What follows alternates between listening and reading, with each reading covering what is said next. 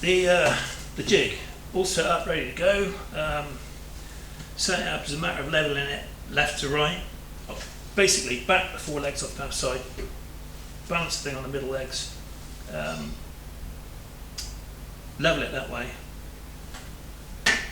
Then you can rock it backwards and forwards and level it this way, get all 4 of them touching.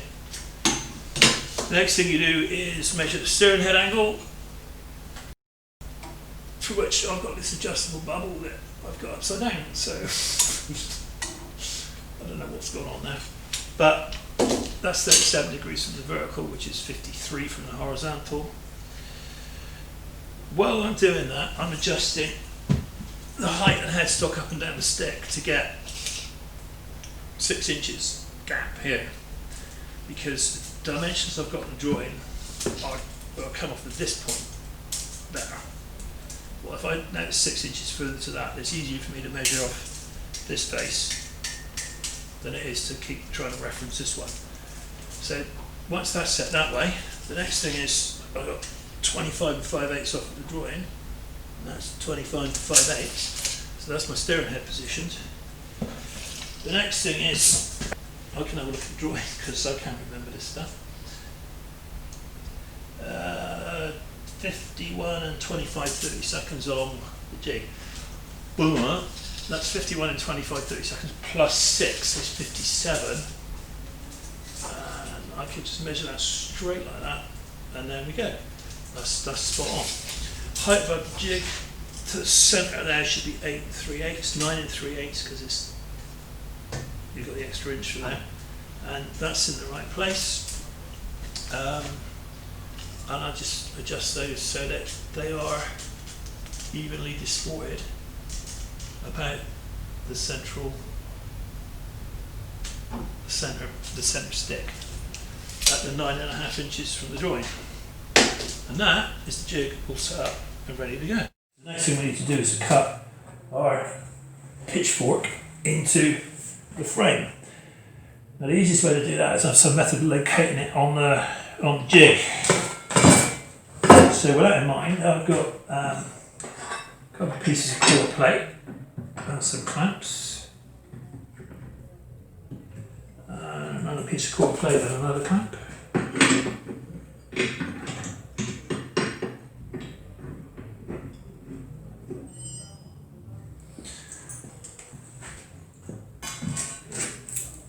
And a rather large welding magnet.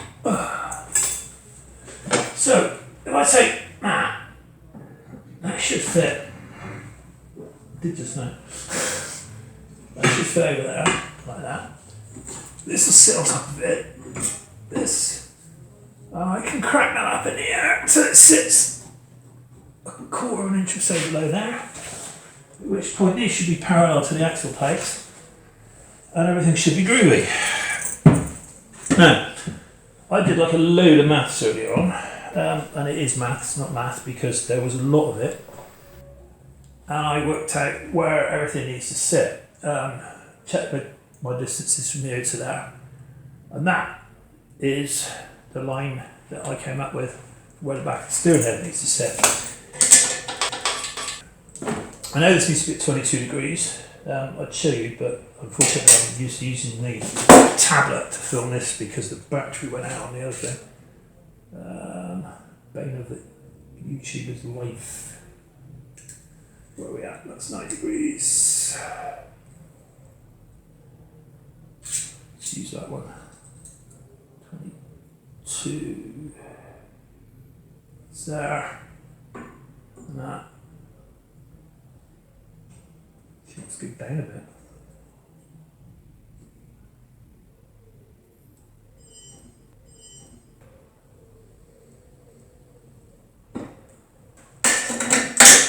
So it starts to look like a motorbike front at this point.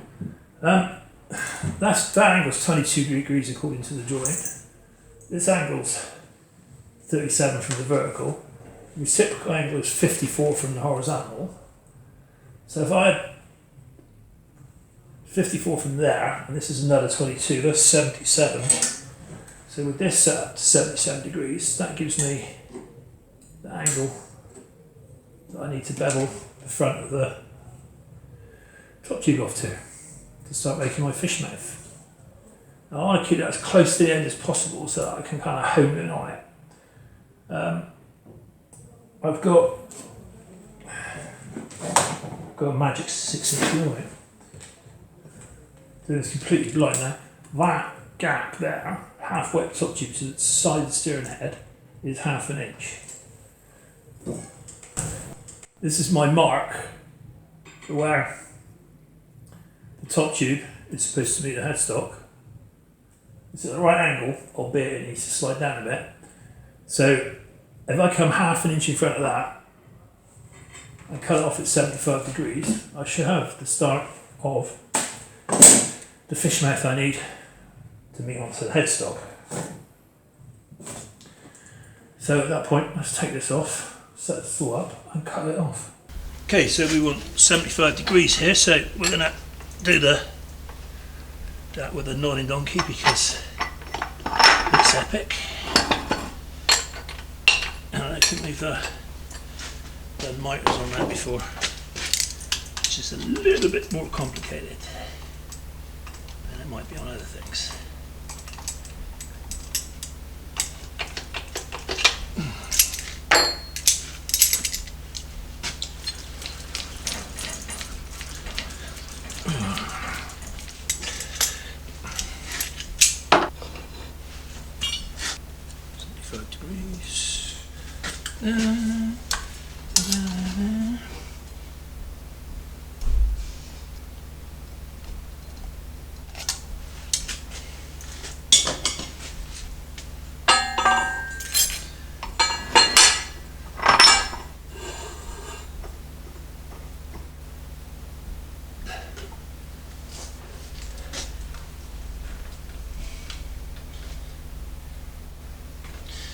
You need to check that you're cutting with the seat rails horizontal. Just drop that down a bit.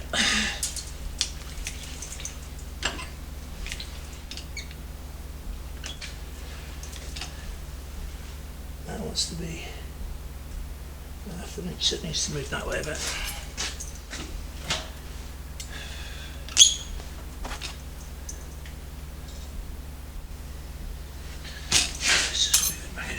More.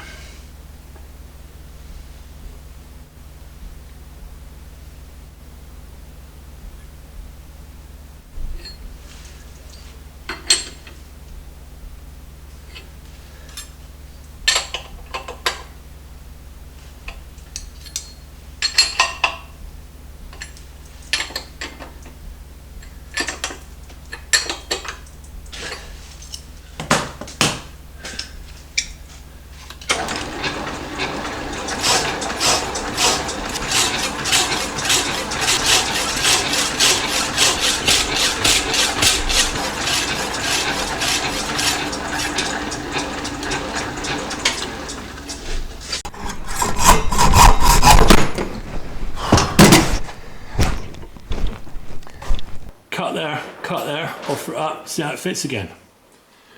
Let's take it over to the bench and have a go.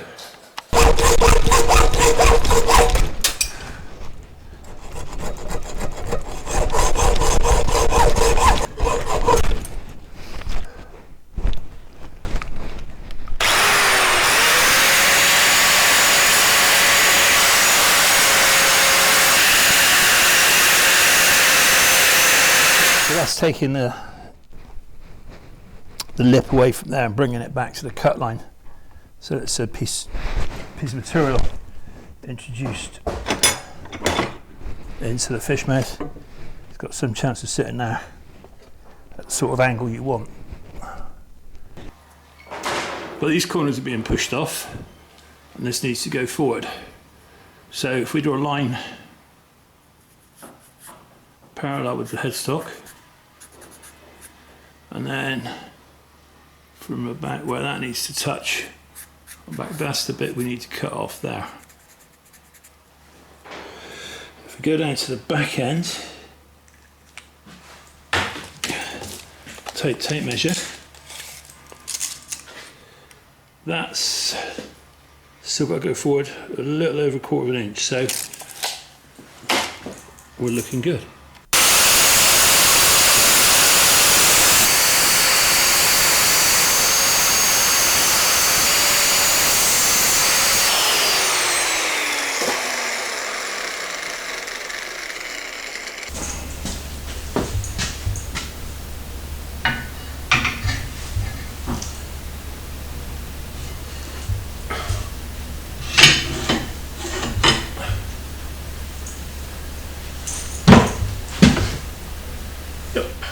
The next problem is cutting the other ends of the seat tubes to sit on the axle plates.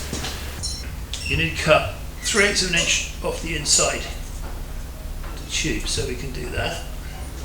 Use a handy piece left over from cutting the axle plates out to mark the top. Same on the other side.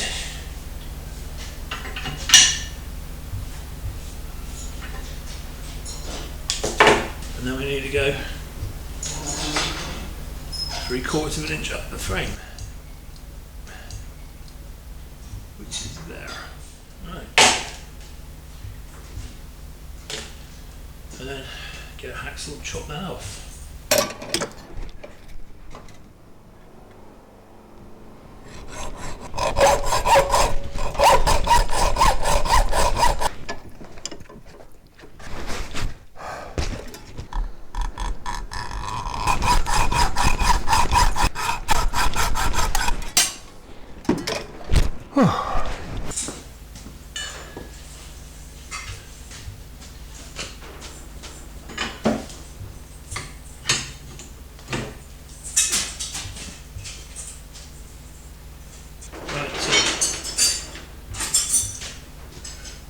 That's all sitting where it's supposed to sit, except for this is slightly out through here. Once.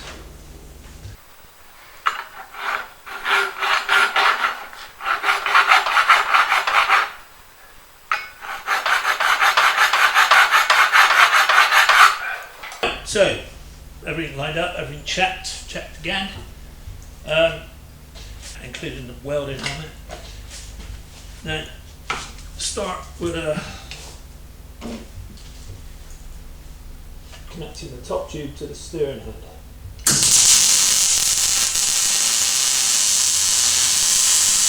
Big tack. Let's get down there.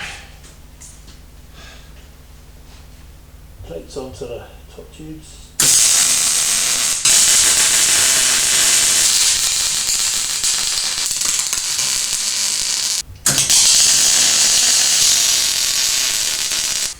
Plastic tack.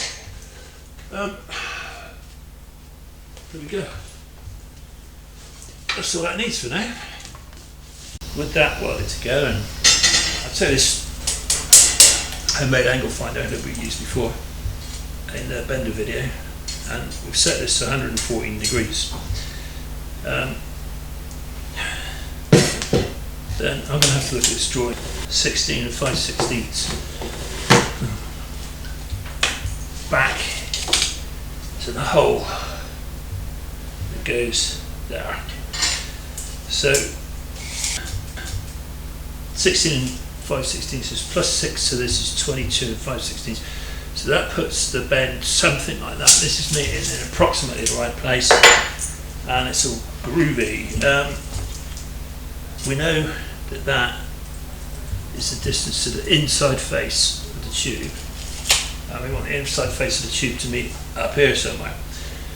So we take the spirit level, bear with me, and we put that on, let's turn it around so that isn't making any sense, so that it's on there and upright.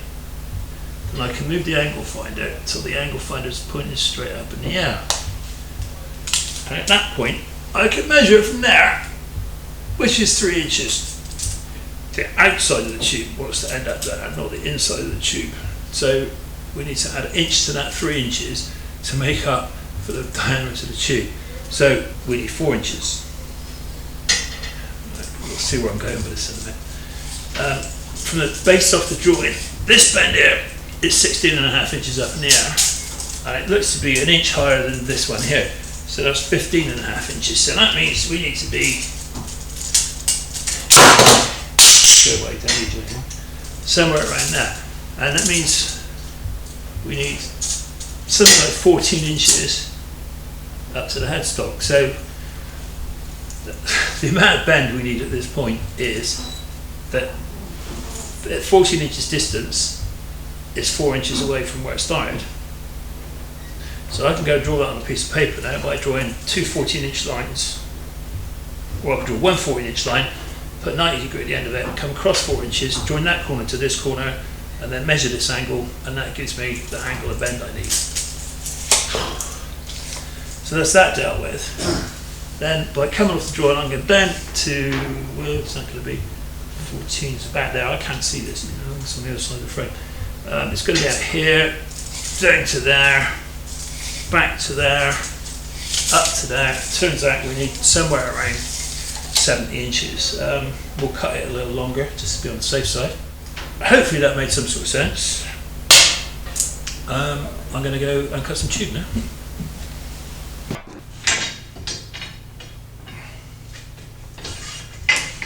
And that 16-inch bend line lines up with the beginning of the former, which I can't see because I've got a reading glasses on. There we go. The guide goes in. We get this tensioned up. Where I want it, with the right preload. 1 inch and 1/8. So I've got to pump that across until it's 4 1/8 away from the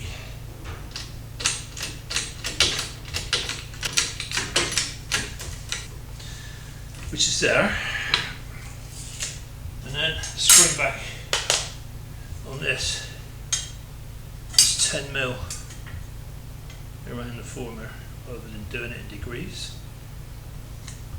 So that's there.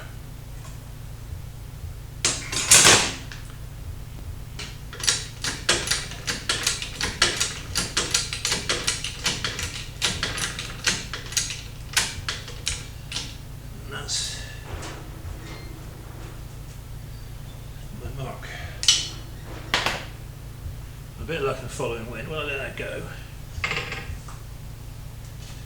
should all settle back to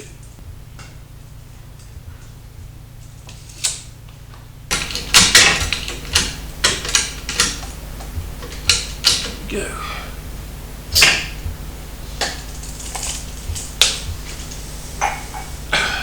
So that means doing it that way, that even if it's slightly out, they're both slightly out the same. Yeah, that's it. So if it's 14.1 degrees, it's 14.1 degrees on both. But the problem is if you bend it, overbend it or underbend it. If you underbend it, you've got to put it back in the bender and bend it some more. But if you overbend it, You can't do a lot with it. you can. It's ever so easy to unbend. But the problem is when you unbend it, you change the radius of the bend. Right. So you're better overbending both of them Yeah. and then correcting both of them than you are doing. All right. Because if you bend one dead right and you overbend the other one and then correct it, Yeah. they won't be the same. So you're better off doing both wrong You're than better- same. yeah. So that's another reason for doing it like that. Yeah, that's the That's the logic of that, right? So let's take that out there and see if we've got a pair. 2 tubes bent, block of aluminium, lined up against it so it's all nice and square. Come down here, other end, there's the bends, straight down on top of them. And if it's not dead right, it's close enough for government work, so I think we'll move on from that point. Having got this bend in, the next problem is where do we put this bend? So to work that out, we take the test bend and we mark inch increments along it. The next thing we do is line the test bend up with the angle finder so that these faces are tangential. That's probably a little bit high. And then count these inch increments. So that's 1, 2, 3, 4, 5, which is tangential. 5 is the tangential one. Get down level with it. Eye it up. There's the mark. Draw that one.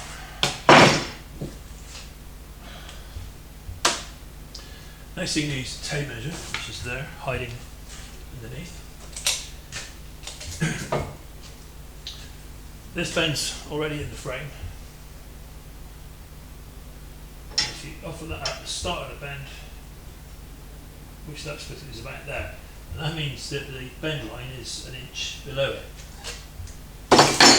So that represents the bend line, that represents where we need to end up, and that is 12 1/16 of an inch. If you 12 and an eighth. 12 and an eighth. So the next thing is to set the bender up and bend this bend. So the first thing we need to do is make sure the bender's level. Just left it, take it now. 17 and an eighth, marvellous. So having made sure that's level, I can take a sheet still, assuming I can remember what I did with the level. I can put that on there, that on there. Let's get back a bit. Which is why you don't eyeball it.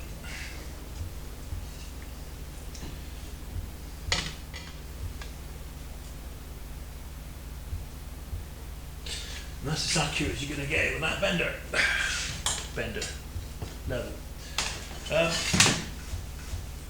This is set up to match the angle finder. I really thought I was going to do this guy.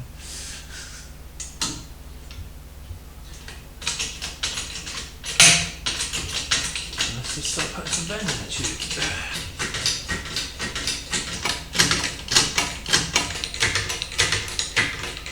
That's about the bend we want, but we've got to allow for the spring back, which is going to be 10 millimeters.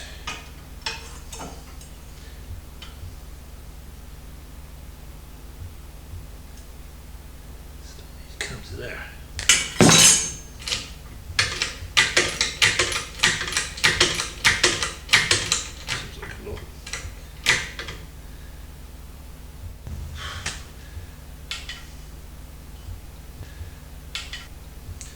Reach.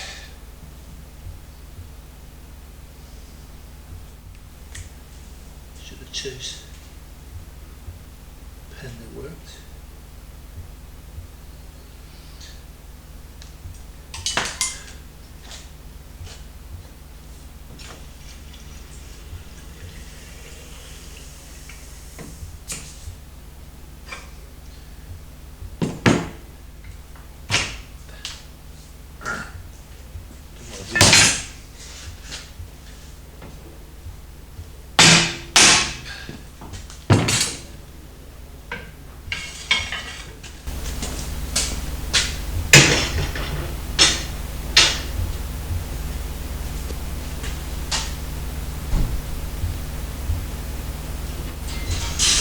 There we go. Spring rail. With the rails bent and whacked in the jig, I've taken the front engine mounts, put them on a piece of stud bar, lock nutted them 8.5 inches apart because that's the distance at the bottom of the rails. Checked it all for parallel. Make sure it's pointing in the right direction. Established the distance this way. Got that located out. Measured back and found the centre of the bend, which is here. Taken the plastic, and that's the centre of the bend. So if I take the test bend, obviously I can do this on my own, and just let that sit there, then you can see that this is where the bend line needs to be. So what I need to do now is take that and put a bend in it. But the trouble is I need to know the rotation because this is vertical and that one needs to run out to the axle plate. So with that in mind, we took the angle findery thing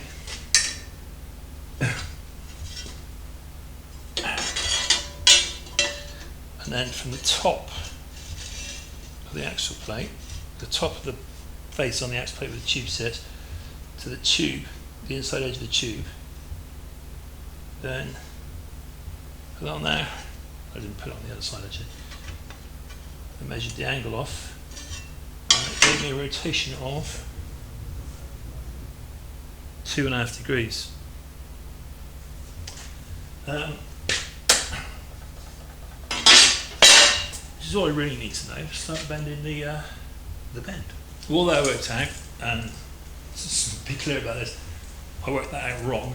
I put the bend line on the wrong side of where the bend needed to be. So instead of being 10 3/8, 13 3/8 from this bend line. We've leveled the bender again, and I've taken this, set it up so the rotation is right, and I've got this set at 22 degrees, which is what we believe the bend needs to be. So I balance that on there like that.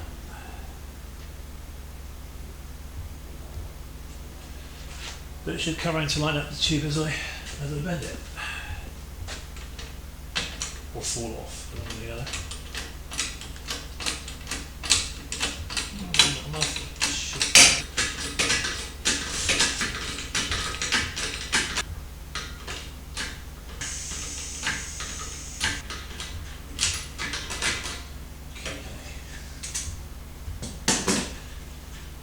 Now we need to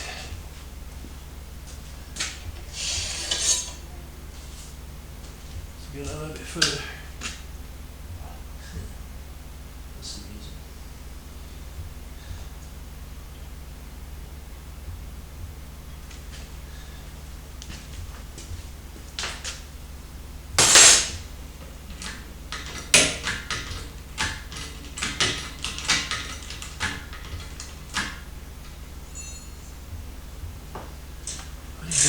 There we go, pen.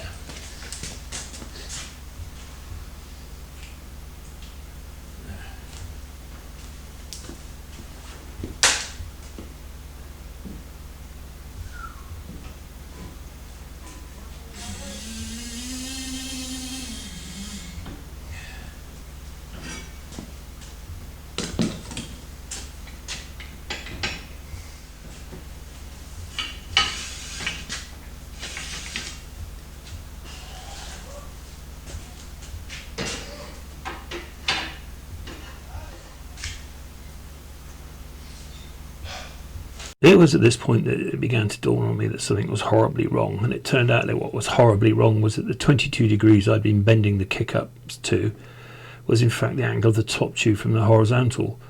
What I should have been doing was bending the kick-ups to 18 degrees. So what I did was I bent both rails the same. I took the guide from the bender and a glove over to the vise, and I unbent them to 18 degrees. Wasn't a big disaster, but it did make me swear quite a lot. There you go. A little bit of coercion. It all looks something like how it's supposed to. The down tube still need cutting into the steering head. This end needs trimming off and notching to sit against the axle plates. There's 1, 2, 3, 4, 5, 6 more tubes to cut. They're all straight. Shouldn't be too much aggravation. And that's going to be it for this one because I'm completely knackered. Hope you enjoyed it. If you did, please like the video, please subscribe to the channel. Other than that, I'll see you in the next one. Take care. Bye.